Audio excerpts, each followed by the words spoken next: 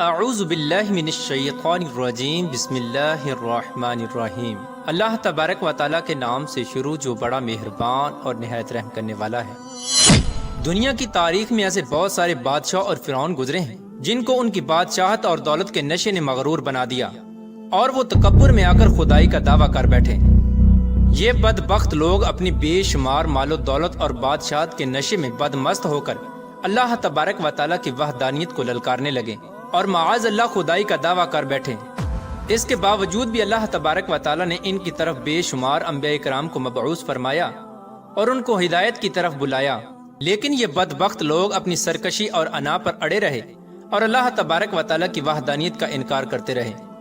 پھر جب یہ لوگ قابل ہدایت نہ رہے تو اللہ تبارک و تعالیٰ نے ان بدبخت لوگوں کو عبرت کا نشان بنایا اور ان لوگوں کو تباہ و برباد کر کے رکھ دیا اور ان لوگوں کے نام و نشان کو صفحہ ہستی سے مٹا دیا۔ اللہ تبارک و تعالیٰ نے ان جھوٹے خدائی کے دعوے داروں کو ایسی عبرت ناک موت دی کہ آج بھی لوگ ان سے عبرت حاصل کرتے ہیں۔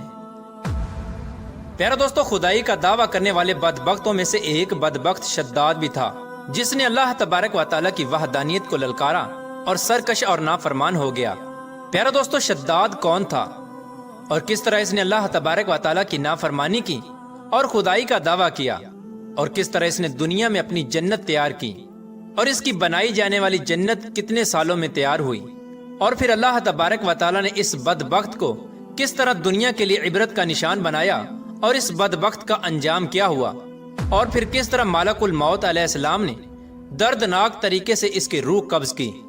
پیارے دوستو، ان تمام تر سوالات کے جوابات قرآن و حدیث کی روشنی میں آج کی اس ویڈیو میں ہم آپ کو بتائیں گے، لہٰذا آپ سے گزارش ہے کہ ہماری اس ویڈیو کو اینڈ تک ضرور دیکھیے گا۔ پیارا دوستو، شداد اس قوم کی نسل میں سے تھا جو دنیا کے سب سے طاقتور ترین قوم تھی، جس کو قوم عاد کہا جاتا ہے۔ اس قوم کے بارے میں اللہ تبارک و تعالیٰ قرآن پاک میں ارشاد فرماتا ہے کہ ان کے جیسی قوم نہ اللہ تبارک و تعالیٰ نے ان سے پہلے پیدا کی اور نہ ہی ان کے بعد کسی قوم کو پیدا کیا۔ قوم عاد احقاف کے اندر آباد تھی۔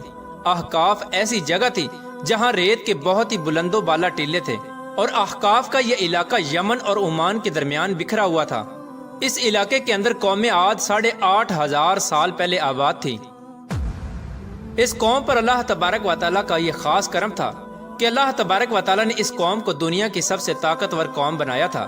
اس کے ساتھ ساتھ اللہ تبارک و تعالیٰ نے اس قوم کو سرسبز و شاداب باغات اور وافر مقدار میں کھیت عطا فرمائے تھے۔ اس قوم کے پاس بے شمار جانور تھے اور پینے کے لیے میٹھا پانی تھا۔ اس کے علاوہ بھی اللہ تبارک و تعالیٰ نے اس قوم کو بے شمار نعمتوں سے نوازا تھا۔ چنانچہ اس قدر مال و دولت اور نعمتوں کی فراوانی کی وجہ سے یہ قوم بھٹک گئی اور اللہ تبارک و تعالیٰ کی نافرمان قوم ہو گئی اور یہ باغی ہو گئے۔ ان کی ہدایت کے لیے اللہ تبارک و تعالیٰ نے حضرت ہود علیہ السلام کو ان کی طرف مبعوث فرمایا۔ حضرت ہود علیہ السلام اس قوم کو اللہ تبارک و تعالیٰ کے حکم سے تبلیغ کرنے لگے اور اللہ تبارک و تعالیٰ کی وحدانیت کی طرف بلانے لگے، لیکن یہ قوم اپنے کفر و شرک سے باز نہ آئی اور حضرت ہود علیہ السلام کا مذاق اڑانے لگی۔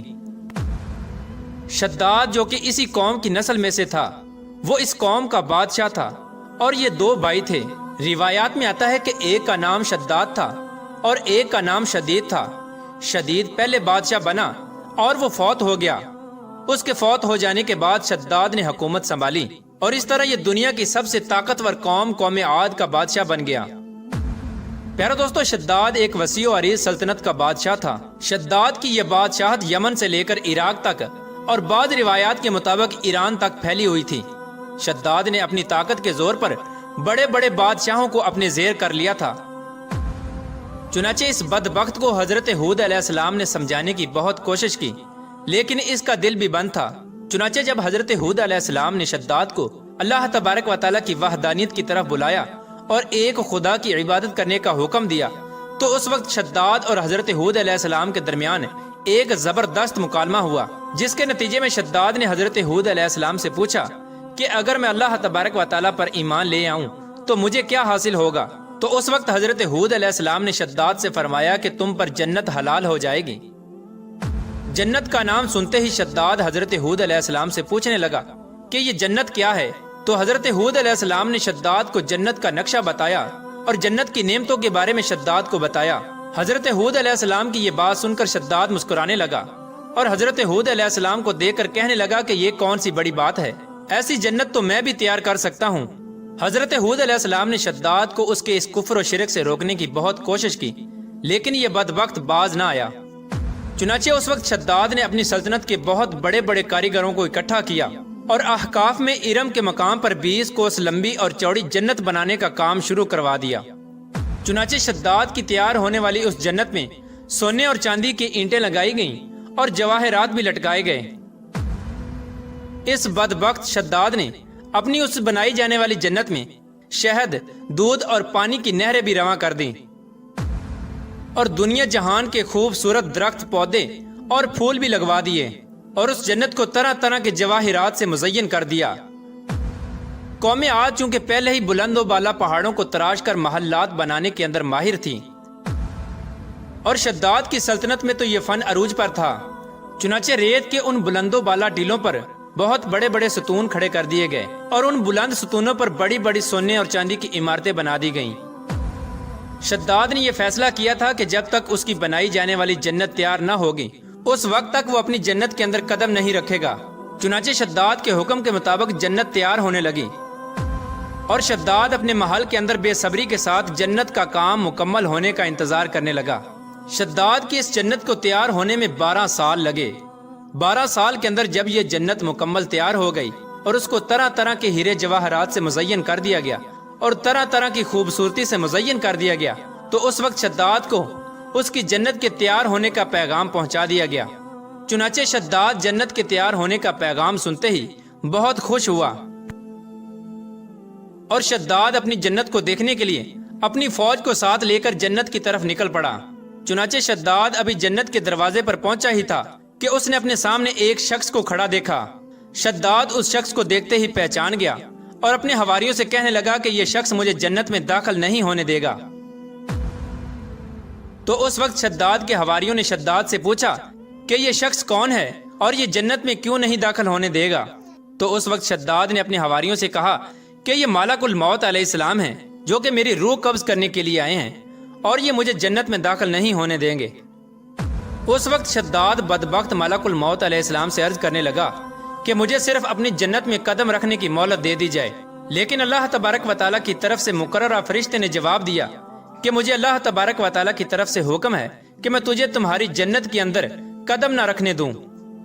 شداد ملک الموت علیہ السلام کے سامنے بہت رویا اور گر گڑایا، لیکن ملک الموت علیہ السلام نے اللہ تبارک و تعالیٰ کے حکم کی تکمیل کرتے ہوئے شداد کی روح قبض کر لی۔ چنانچہ شداد کی موت کے بعد حضرت جبرائیل علیہ السلام نے ایک زوردار چیخ ماری اور شداد کی بنائی ہوئی ساری جنت زمین کے اندر دھنس گئی اور غائب ہو گئی۔ شداد کی اس عبرت ناک موت کے بعد حضرت ہود علیہ السلام نے قوم عاد کو بارہا مرتبہ سمجھایا، لیکن قوم عاد باز نہ آئی۔ حالانکہ شداد کا یہ انجام قوم عاد کے لیے کافی تھا، لیکن جب انسان کی عقل پر غرور کا پردہ ہوتا ہے تو چاہے شداد ہو یا شدید، اس کو کسی کام کا انجام دکھائی نہیں دیتا۔ حضرت ہود علیہ السلام نے قوم عاد کو شداد کا انجام بتا بتا کر ڈرانے کی کوشش کی، لیکن قوم عاد باز نہ آئی اور اسی طرح اللہ تبارک و تعالیٰ کی نافرمانیاں کرتی رہی، یہاں تک کہ حضرت ہود علیہ السلام مایوس ہو گئے۔